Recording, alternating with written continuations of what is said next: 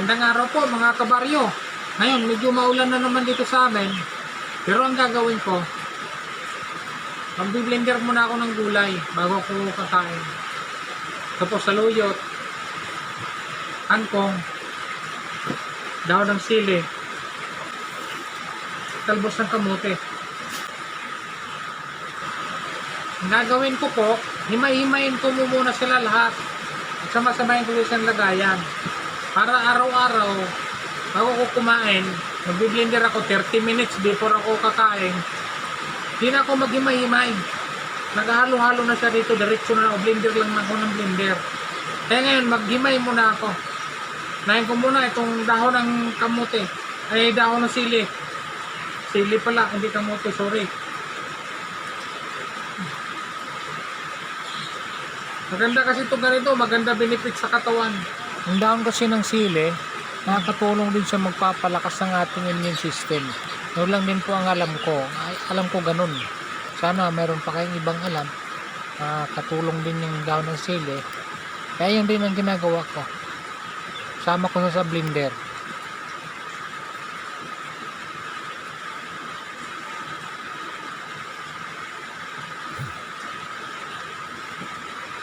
Yan ang kasunod naman, dahon ng saluyot yan. Ang pagkakalam ko din, ang benefits din ng dahon ng saluyot, nakaka-control din sa blood pressure natin. Tapos, iwasin sa diabetes. Mayaman pa siya sa minerals. Kaya nakakatulong din. Kaya isa din siya sa sinasama ko sa pagbi-blender. Alam mo, matulungan din niya ako. Alam mo na, may edad na tayo. Kaya, gagawin na natin lahat para lumakas-lakas man tayo uli.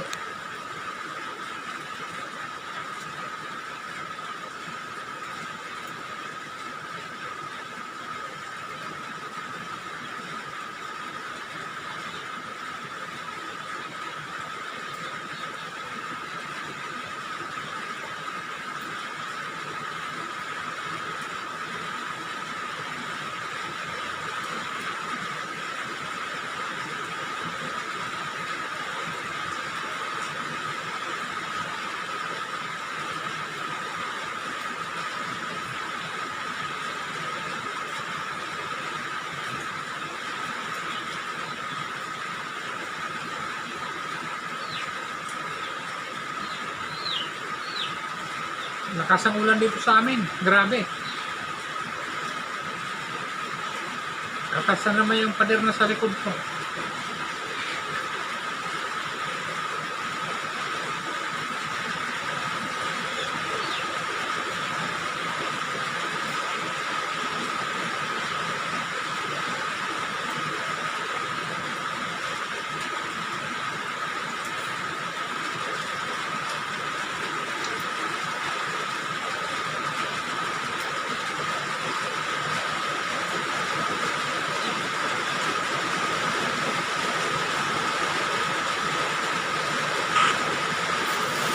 Ayan po, medyo bawas-bawasan ko na yung kalat. Liligpit ko lang, lagay ko na sa isang plastic.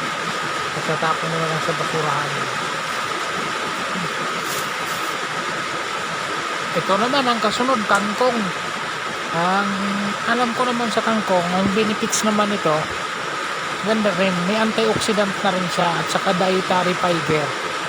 Nakakatulong din ito sa lalo sa pagmahina ng panunaw, nagkakaedad na. Kaya ito ginagawa ko. Medyo mahina ang aking panunaw. Kaya kangkong muna ako. Nakalo ko sa aking blender.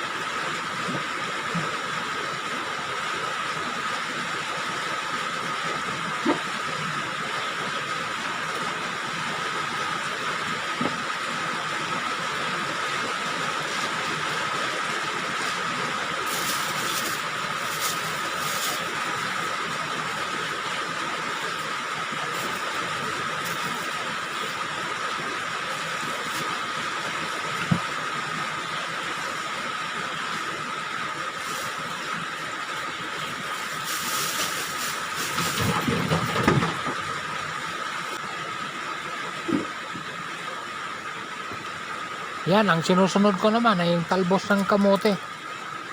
Yan, 4 na kulay lang yan. Ginagawa ko ngayon na nahalo ko sa blender. Kulang ng malunggay pa. Marami pang kulang yan. Alam mo naman ang benefits ng talbos ng kamote. Iwas diabetes din to. Tsaka pampalakas din ang ating buto-buto. Kasi itong ginagawa ko, yun lang ang alam, yun ang alam. Hindi ko sinasabi sa inyong gayahin nyo ako. Basta ako ito kasi sinusunod ko lang. Pampalakas, gusto ko lang lumakas yung aking immune system. Saka yung aking pangangatawan.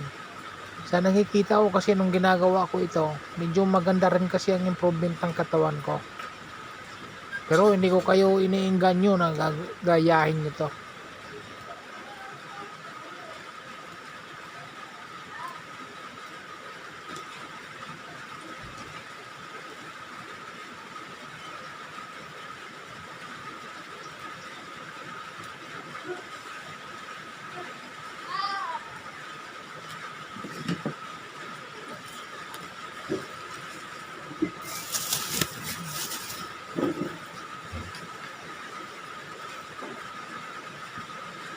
Ayan, nag-umpisa na ako mag-blender.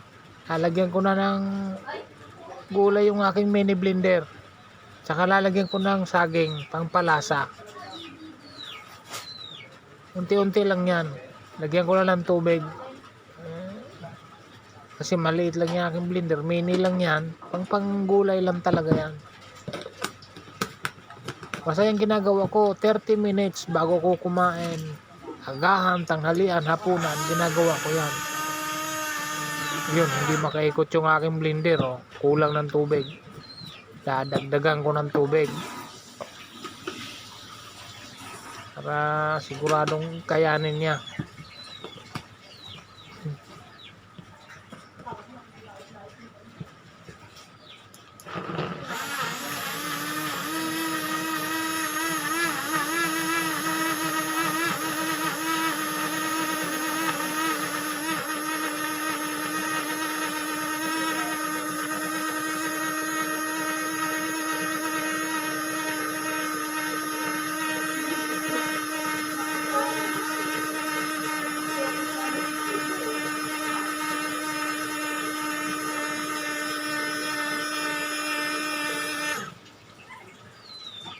Ayan, dadagdagan ko na naman ng gulay.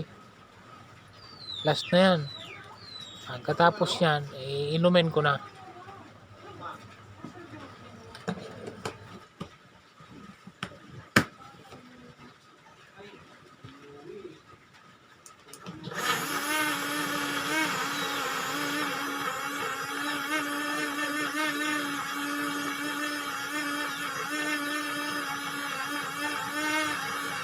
Ayan, ilalagay ko muna sa rep yung gulay na nahimay ko para pag sunod kong kain, bago ko kumain, may blender na ako agad, hindi na ako maghimay-himay.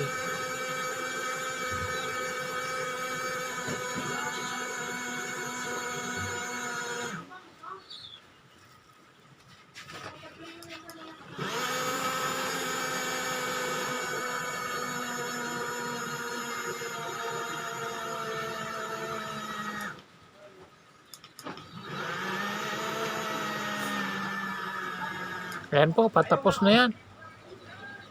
Iinumin ko na. After 30 minutes, kakain naman ako. Basta itong ginagawa ko, akin lang to. So, bago ko kumain, 30 minutes, iinumin ko na yan. Yan, inom na naman ako.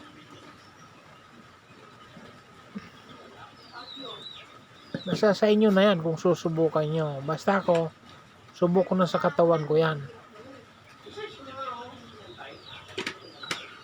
Okay, hanggang dito na lang. Maraming salamat. Bye-bye po sa lahat. God bless.